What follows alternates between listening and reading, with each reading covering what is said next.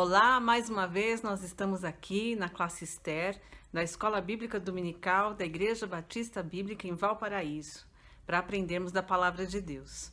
Vamos orar para que o Espírito do Senhor nos abençoe e nos faça compreender a sua palavra.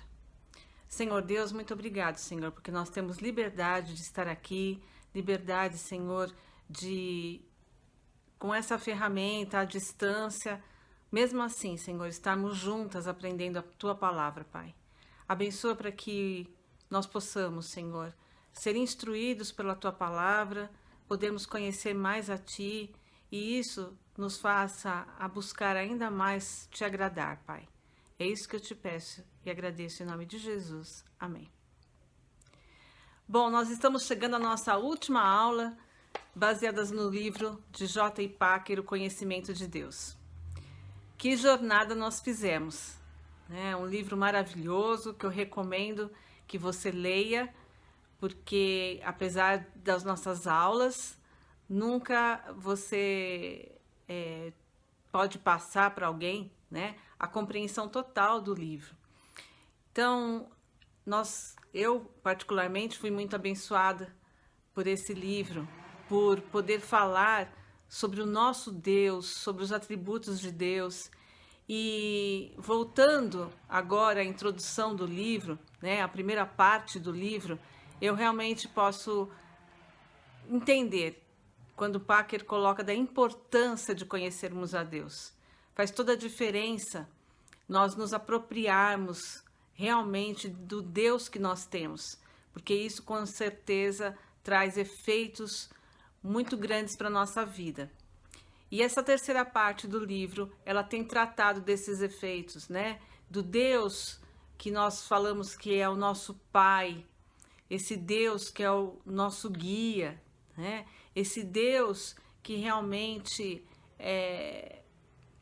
celebrou uma nova relação com o homem através de Jesus Cristo na cruz. Então, tudo que nós vimos sobre esse nosso grande Deus só pode nos fazer seguir confiadamente.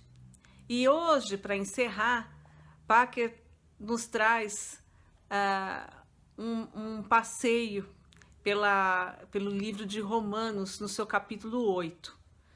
E ele inicia esse capítulo, que ele chama de a suficiência de Deus, né?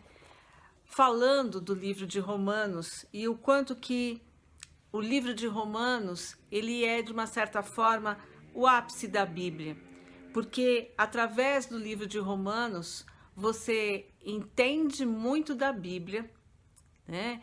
Você compreende muitas verdades da Bíblia e as muitas verdades que você também lê na Bíblia como um todo vão te fazer compreender ainda mais Romanos. Então, ele é um livro muito especial. E o fato dele ser esse livro especial é porque ele traz uma série de conhecimentos. Se você quer saber sobre doutrina, por exemplo, você vai encontrar muito em Romanos, né? Falando sobre o pecado, falando sobre toda a questão da santificação, o plano da salvação, a eleição, enfim, toda a base doutrinária você vai encontrar em Romanos. Você vai poder encontrar também um livro de vida cristã, né? O que significa servir a Deus. Você vai encontrar o que é a igreja, né? O que é comunhão entre os crentes. Você vai encontrar também uma carta pessoal de Deus para você, porque Romanos fala muito conosco, né?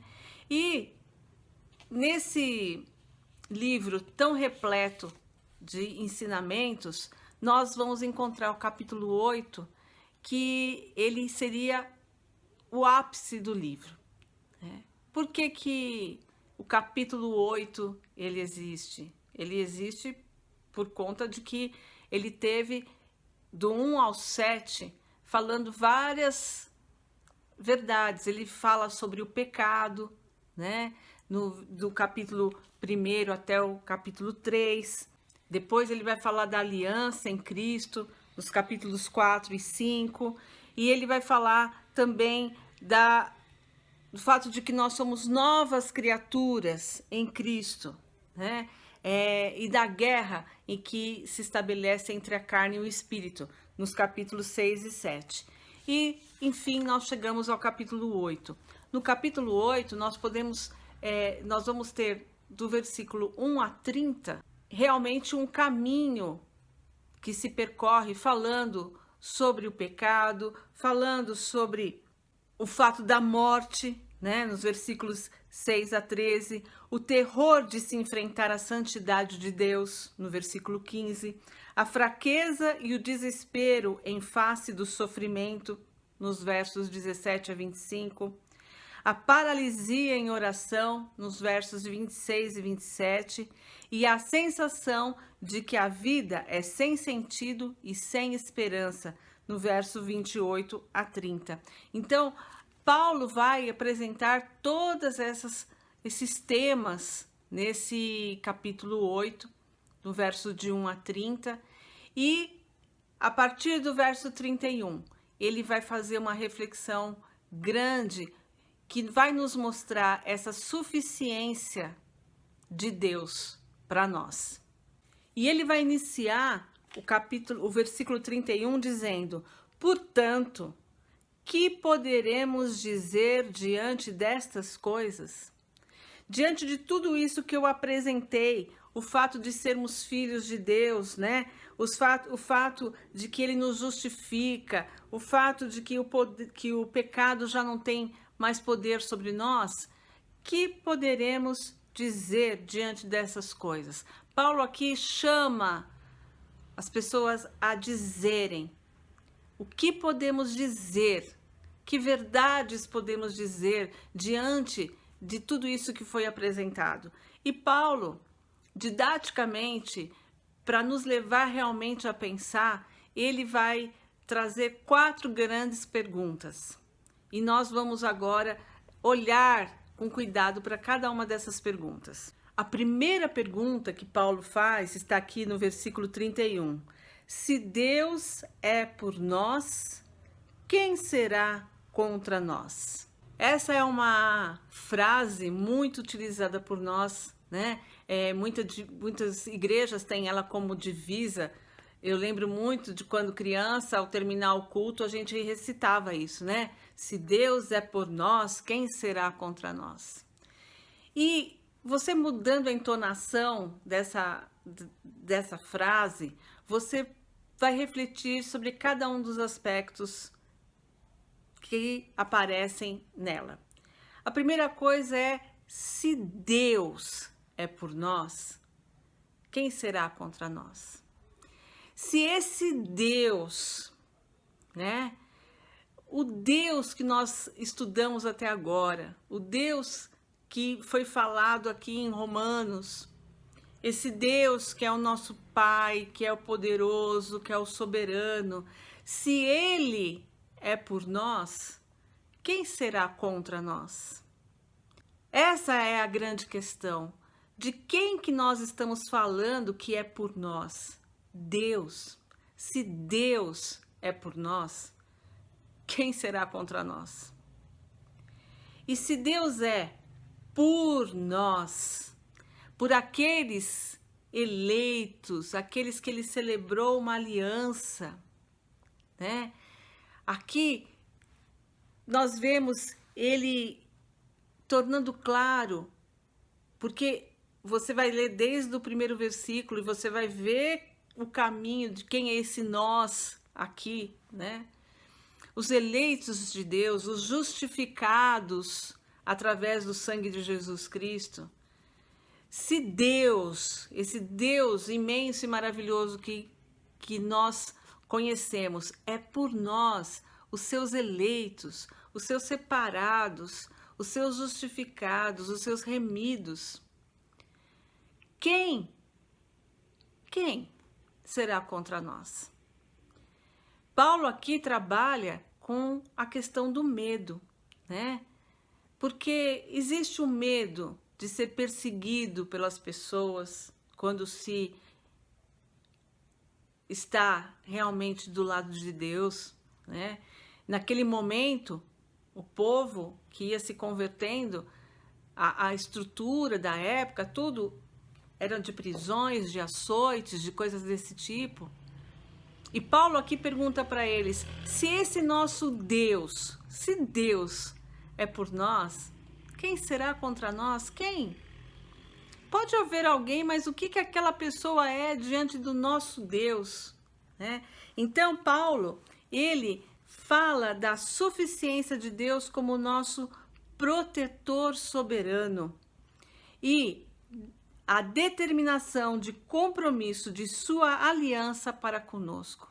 Deus tem uma aliança conosco. E Ele é o nosso protetor soberano.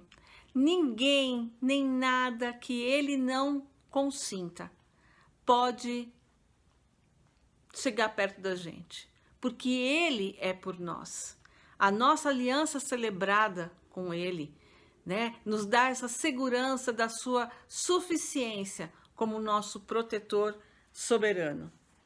Este é o nosso Deus. Então, essa é a primeira pergunta que Paulo fala. Se Deus é por nós, quem será contra nós? E aí, ele prossegue dizendo, aquele que não poupou nem o próprio filho, mas, pelo contrário, o entregou por todos nós, como não nos dará também com ele todas as coisas? Essa é a segunda pergunta que Paulo está aqui fazendo, né? Aquele que não poupou o seu próprio filho, antes por todos nós o entregou, porventura não nos dará graciosamente com ele todas as coisas? É uma outra versão. O pensamento aqui expresso por essa segunda pergunta de Paulo é que nenhuma coisa boa finalmente será retida de nós. Ele aqui apresenta Deus, a sua suficiência, como nosso soberano benfeitor e para a determinação de sua obra redentora por nós. Então, Deus é o nosso soberano benfeitor. Ele é aquele que não retém de nós nada que seja bom. E como é que Paulo vai explicar isso para nós? Primeiro, ele vai apresentar o alto preço da nossa redenção. Aquele que nem mesmo o seu filho poupou. A nossa redenção foi muito cara para Deus, porque representou o sacrifício do seu filho. Então, Deus que pagou esse preço tão grande, que demonstrou um amor tão imenso por nós, com a morte de Jesus, né? Como é que ele não nos dará também todas as outras coisas? Então, ao nos salvar, Deus atingiu o seu limite. O que mais ele poderia ter dado por nós? O que mais ele tinha para dar? Então, se Deus já demonstrou seu amor para conosco, em que quando éramos ainda pecadores, Cristo morreu por nós, é verossímil, para dizer o mínimo, que ele vai continuar a nos dar todas as coisas.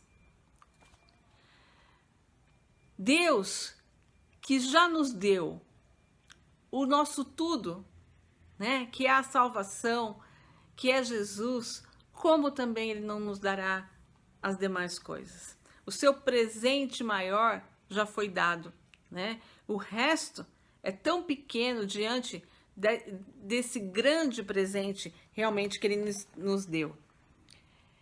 E ele fala da eficácia da nossa redenção. Deus, ele diz, entregou por todos nós, os eleitos de Deus, recebemos esse sacrifício do Senhor Jesus, né? Agora vemos porque o grego desse versículo diz literalmente, como ele não nos dará também todas as coisas. É simplesmente impossível ele não fazer isso, pois Cristo é todas as coisas. Cristo e todas as coisas andam juntas, né? Quando Deus nos deu Cristo e através dele nós fomos justificados, ele abriu as portas para que nós tivéssemos acesso ao tudo de Deus. Antes nós estávamos condenados a não ter nada, só a perdição eterna. Mas justificados pelo sangue de Cristo, nós tivemos acesso então a todas as coisas que vieram através de Jesus. A barreira do pecado que nos impedia de usufruir de todas as bênçãos celestiais foi quebrada pelo sangue de Jesus. E ele nos deu acesso, então, a todas as coisas. Então, esta pergunta, né? Ela nos traz o quê? A segurança do amor de Deus. Nós temos, assim como na primeira pergunta, o medo de quem será contra nós, né? Das pessoas que poderiam ser contra nós. E o soberano protetor impede que isso nos atinja. Aqui nós também temos outros medos que caem por terra. Nós podemos ter o medo, por exemplo, que Deus não tenha poder ou sabedoria para cumprir o seu propósito declarado. Deus, acho que, será que ele tem poder para realmente me dar todas as coisas? Mas se ele cumpriu o maior propósito dele, que foi nos resgatar, como é que ele pode, que podemos por um minuto sequer pensar que ele não tem poder para fazer todas as outras coisas? Nós podemos também ter medo de que Deus vacile nos seus propósitos, né? Será que esse propósito de me fazer o bem, de repente, pode não existir? Isso também cai por terra, porque nós sabemos que todas as coisas contribuem para o bem daqueles que amam a Deus. Então, nós temos essa certeza, né? Nós não podemos ter esse medo de que a gente vacile no propósito, que Deus vacile no seu propósito para conosco. Nós podemos duvidar também da constância de Deus. Não, o Deus de antigamente, lá o Deus do Egito, que andou com o povo no deserto, era um outro Deus. Não, a palavra de Deus diz que eu, o Senhor, não mudo. Então, Deus é o mesmo ontem, hoje e eternamente, né? Então esse medo não existe. Deus é o nosso soberano benfeitor. Deus, ele é fiel a nós, ele é suficiente para nós. Você nunca vai precisar de mais do que ele pode lhe oferecer, e aquilo que ele fornece, tanto material quanto espiritualmente, será sempre suficiente para o tempo presente. Nenhum bem sonega aos que andam retamente. Salmo 84, 11. Deus é fiel e não permitirá que sejais tentados além das vossas forças. Pelo contrário, juntamente com a tentação, vos proverá livramento, de sorte que a possais suportar. 1 Coríntios 10, 13. A minha graça te basta, porque o poder se aperfeiçoa na fraqueza. 2 Coríntios 12, 9. Vemos nesses textos o quanto que Deus provê aquilo que é suficiente. Vai vir tentação? Vai, mas a minha força será suficiente para que você resista. Não vai vir nada além do que você pode suportar, né? A minha graça vai te bastar para qualquer situação. Então, Deus é o nosso benfeitor. Deus, ele é fiel e ele é suficiente. Esta pergunta, completamente respondida: aquele que não poupou seu próprio filho, mas pelo contrário entregou por todos nós, como não nos dará também com ele todas as coisas? É claro que ele nos dá tudo aquilo que realmente necessitamos. Então, temos a terceira pergunta: quem trará alguma acusação contra os escolhidos de Deus?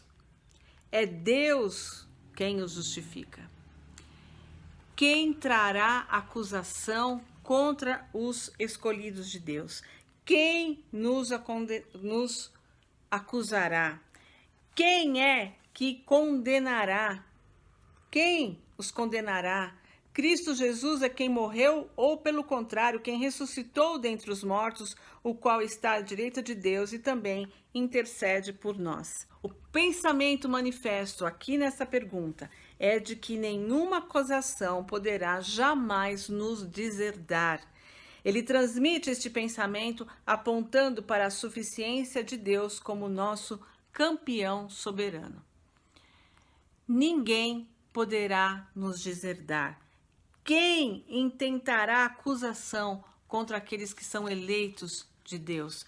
Paulo aqui escreve essa pergunta para que possamos trabalhar com a questão do medo da rejeição de Deus. Packer diz aqui: existem dois tipos de consciência doente, a saber, aquela que não está consciente o suficiente do pecado e aquela que não está suficientemente consciente do perdão. E é para essa segunda categoria que Paulo aqui escreve, né? Aqueles que não são conscientes do perdão de Deus, que têm medo da rejeição de Deus. Paulo diz: quem trará acusação, alguma acusação contra os escolhidos de Deus? Paulo aqui está deixando claro, né, que Deus te escolheu. Deus escolheu. Você é separado por Deus, para Ele. Então, como que alguém vai poder te acusar? Se é Deus quem os justifica. O próprio Deus, né? O juiz soberano é quem te defendeu, é quem te deu meios para se tornar inculpável. Como é que alguém poderá te acusar diante dele? Muitas vezes Satanás nos acusa por pecados, né? Por coisas que nós cometemos novamente, e lá vem Satanás e diz: olha só, né? Dessa vez você está perdido, já é a 10ª vez que você pede perdão por isso. Esta pergunta que está aqui deve estar muito clara na nossa mente. Quem pode nos acusar? Quem pode acusar um eleito de Deus, se é Deus quem o justifica? Porque no momento que vem a acusação e que você reconhece o seu pecado e você chega a Deus, é o sangue de Jesus Cristo que aparece lá, né? E Deus te perdoa completamente. Então, nós, os escolhidos de Deus, não somos condenados mais. Nada pode realmente colocar em perigo o nosso estado justificado.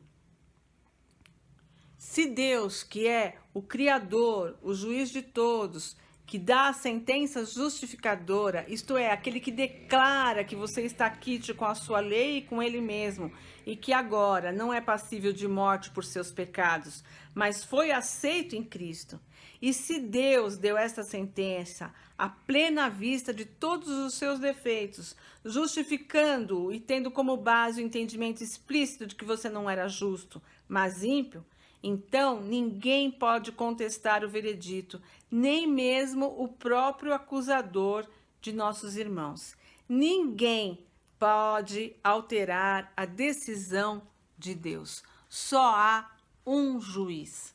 Esse juiz é Deus. Então, ninguém mais pode te tirar das mãos do Senhor, né? Ninguém pode te condenar. E ele continua: quem os condenará? Cristo Jesus é quem morreu, ou pelo contrário, quem ressuscitou dentre os mortos, o qual está à direita de Deus e também intercede por nós. Não há ninguém que possa condenar, porque Deus é quem nos justifica e Cristo é quem ressuscitou, né? E hoje está onde? À direita de Deus, o Pai, intercedendo por nós. Então, não há qualquer possibilidade de um acusador interferir na sentença de livramento, né, que nos foi dada. E então nós chegamos à quarta pergunta aqui que Paulo faz. Ele pergunta: quem nos separará do amor de Cristo? Será tribulação, ou angústia, ou perseguição, ou fome, ou privação, ou perigo, ou espada? Como está escrito: por amor de ti somos entregues à morte todos os dias. Fomos considerados como ovelhas para o matadouro, mas em todas essas coisas somos mais que vencedores por meio daquele que nos amou. Pois tenho certeza de que nem morte, nem vida, nem anjos, nem autoridades celestiais, nem coisas do presente, nem do futuro, nem poderes, nem altura, nem profundidade, nem qualquer outra criatura poderá nos separar do amor de Deus que está em Cristo Jesus, nosso Senhor. Quem nos separará do amor de Cristo? O pensamento culminante que Paulo traz à tona aqui nessa quarta pergunta é de que jamais haverá qualquer separação do amor de Cristo. Não pode haver, né, separação do amor de Cristo. Nada pode impedir o amor de Cristo por nós. E ele afirmando isso, ele mostra Deus como o soberano amparador e deixando clara a suficiência do amor divino em definir o nosso destino. É o amor de Deus que define o nosso destino, né? É a suficiência do seu amor. Então Paulo aqui vai dizer que Deus, ele é suficiente como nosso protetor, porque ele diz: nada pode nos separar do amor de Deus. Deus nos segura com firmeza, né? Os cristãos são guardados pelo poder de Deus mediante a fé para a salvação, como está lá em 1 Pedro, capítulo 1, versículo 5. E o poder de Deus é que nos mantém crendo, nos mantém a salvo através da fé que não falhará enquanto Deus a sustentar.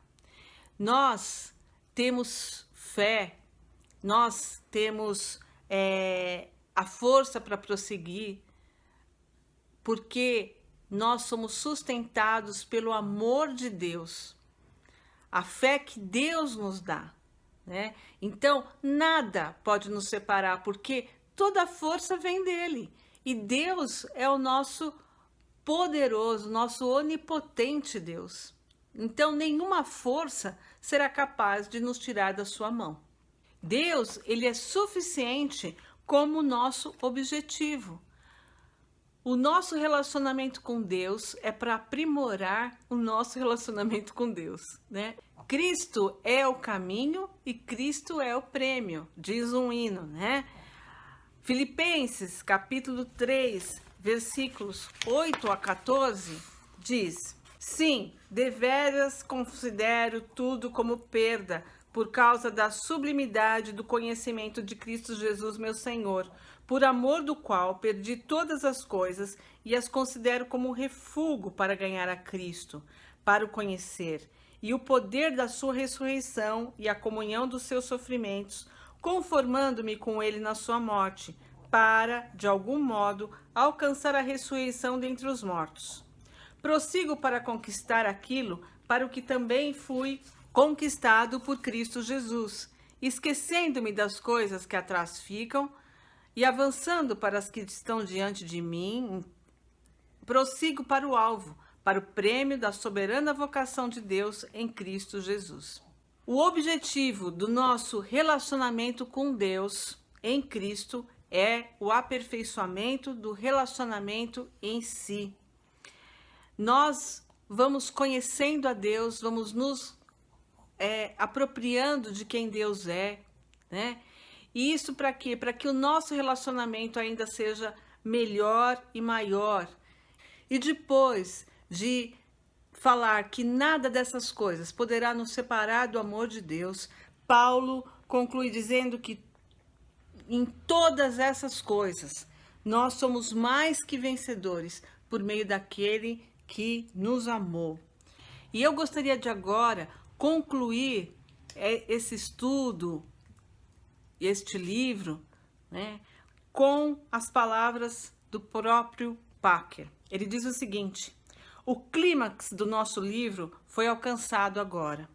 Propusemos-nos a ver o que significa conhecer a Deus.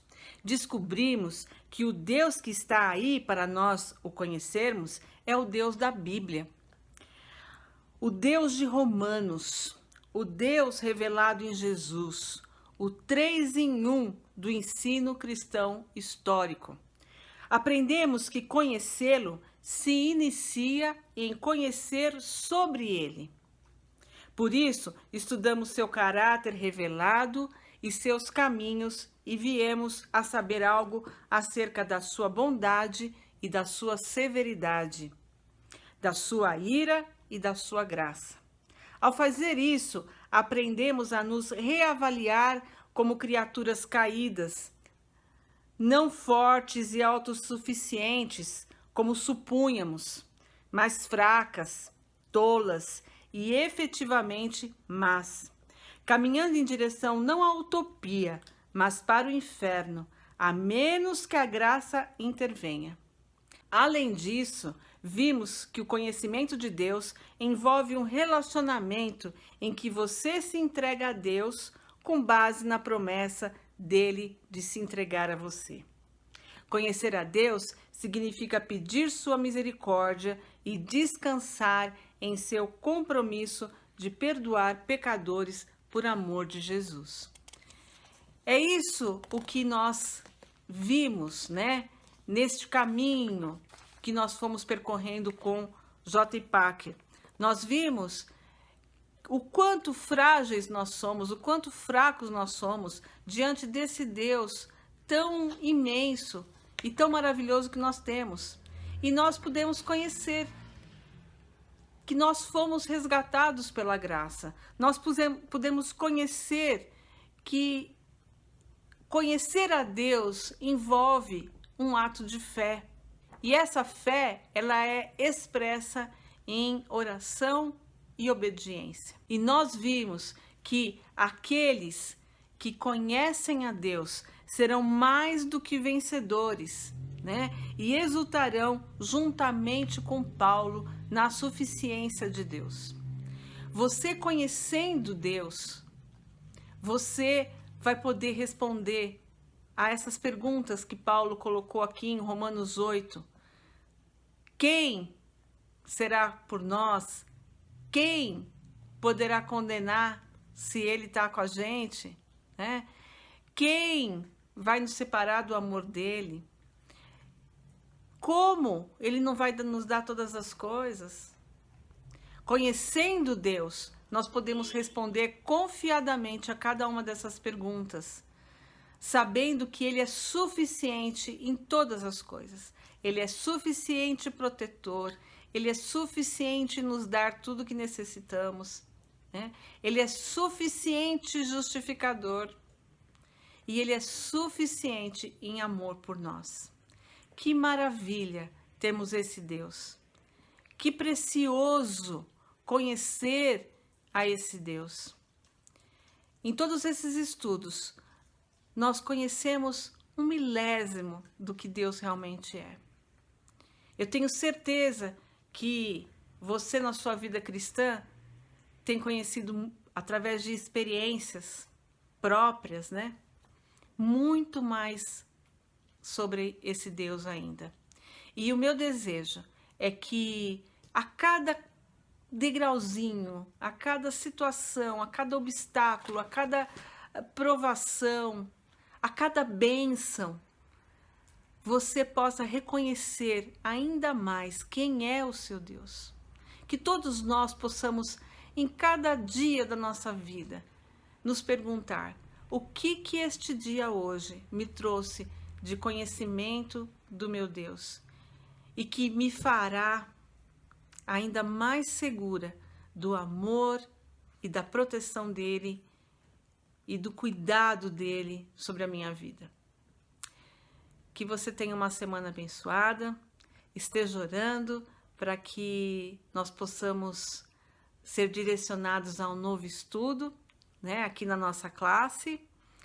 e que Deus possa estar falando sempre conosco através da sua palavra.